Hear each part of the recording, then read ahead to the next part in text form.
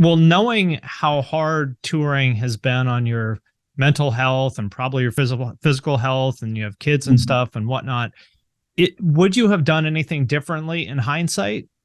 Yeah, that's the big one, huh? I don't know that you could have.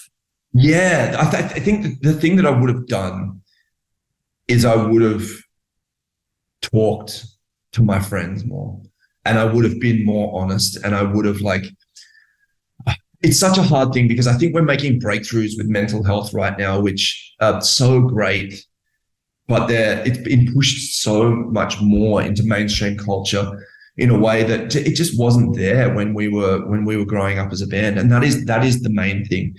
The hard, I really can't sit in the position that I'm in now and go on and say I would take a brick out of that Jenga pile of success that we have, because there's a very good chance that if we hadn't have slept on the floor, that we wouldn't have had enough money to go on the next tour, and that wouldn't have got us into the position to do this other thing. It is this gigantic, everything has counted within this band. But even within that, that doesn't mean that I couldn't have been there in a better way and couldn't have developed better as a human to provide more support for my band members. And I know that goes for them as well. And we could have been happier, and we could have been more supported within the band's existence going through it. But man, that's just life as well. Hindsight is one of those things. It took actually realizing pressure's a thing. We were frogs sitting in a pot that was being brought to the boil. We didn't know it at the time until we were fucking boiling. And that's the thing. And you really don't expect that, because to be honest, we never expected success. We really didn't. We play every show like it's our last show. I mean, the idea of a metalcore band from Australia getting as big as you guys have is insane. It's impossible. Insane. And there's been we have set it from 100 cap rooms to 300 cap rooms to 1,000 to 2,000 to arenas where we're about to go on stage and we're Jesus Christ.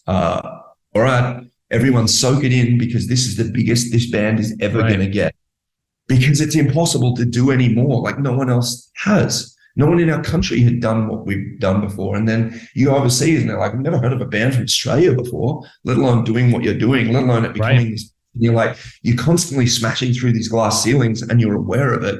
You don't expect success. So you just expect it to fail. You expect, we expected the rug to get pulled out all of a sudden, to the bubble to pop and you to go back to zero. I feel that way literally every day of my life. Yeah, man. But it's big time imposter syndrome as well. It took us a long time to really step into it and go, you know what, there's a reason we're here. There's a reason that it keeps growing, and it's because what we do is valued and we're good at doing what we do. So fucking own it.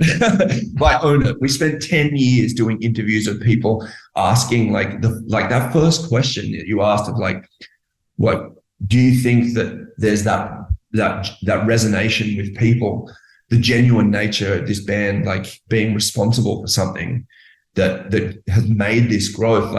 We denied that for 10 years. When people were what makes Parkway special? We're we don't know. We're idiots and we don't know how to play our instruments. That was it. We would literally just we would shut ourselves down out of fear that someone would would pick up on the imposters in the room. Would pick up on the fact that actually, no, you've been doing your instrument for 10 years and there's something real here. Just acknowledge it. Right. Yeah.